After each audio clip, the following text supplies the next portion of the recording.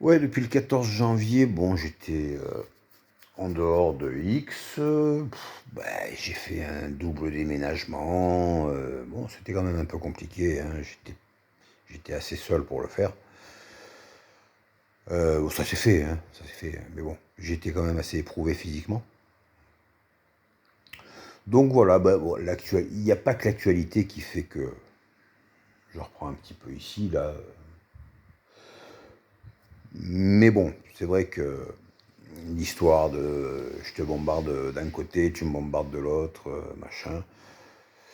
Ben, c'est préoccupant dans le sens où je crois qu'il y a encore beaucoup de mes compatriotes français qui n'ont pas bien saisi quand même la situation. Ils veulent toujours pas admettre que quand même l'Iran, même si c'est les bons amis de Dieudonné, même s'ils ont financé Alain l'usurpateur du nom d'artiste de sa sœur, là. Vous savez, mademoiselle Agnès, enfin, mademoiselle, maintenant, c'est madame Agnès Soral. Bon, elle a un frère, un débile, qui n'a pas trouvé d'autre porte d'entrée sur les plateaux télé que d'usurper le nom d'artiste de sa sœur.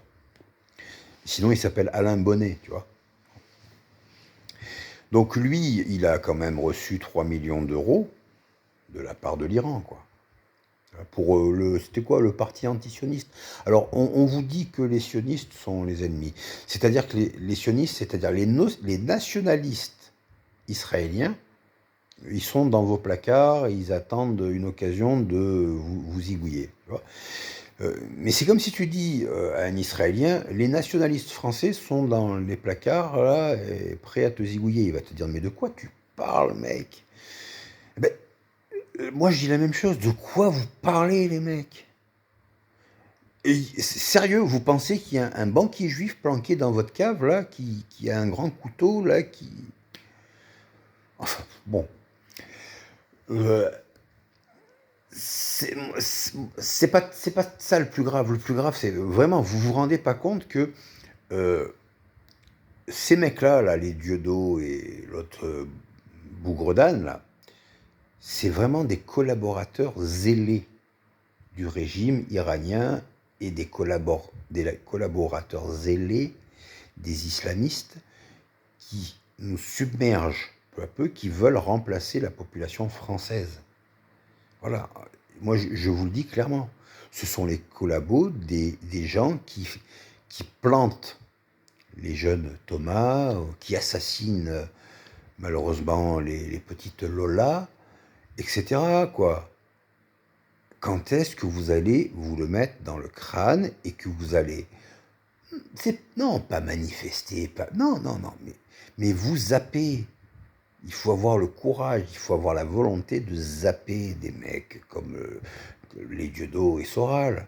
Vous les faites vivre. Chaque fois que vous cliquez sur une vidéo à eux, vous les faites vivre. Ignorez-les. Ils s'en foutent si vous faites tuer en allant bosser dans les transports en commun par des Palestiniens ou des Iraniens. Eux, ils s'en foutent. Est-ce que vous le comprenez, ça? Est-ce que vous comprenez que ça leur fait ni chaud ni froid? Eux, ils vont dire non, mais c'est pour la cause de la liberté, contre les méchants sionistes cachés dans vos placards, les méchants banquiers juifs. Mais vous réalisez le fric qu'ils font sur la cause qu'ils prétendent défendre. Parce que pour eux, c'est juste du business et une opportunité d'être connu, d'être célèbre.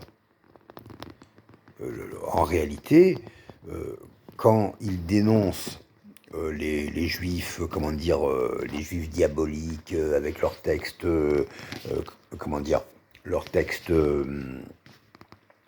comment dire, la sorcellerie, les machins. Mais en réalité, ils y connaissent rien, quoi. Le truc, c'est qu'ils n'y connaissent rien. Vous leur faites confiance. Vous n'y connaissez pas plus que eux. Et, et vous vous faites une opinion toute faite, là, du prêt à penser. Et ça favorise l'invasion migratoire, la submersion migratoire, le grand remplacement et l'islamisation de la France. Vous commencez à peine à réaliser là que il y a 100 ans, en France, il n'y avait qu'une seule mosquée et que maintenant, il y en a plus de 3000.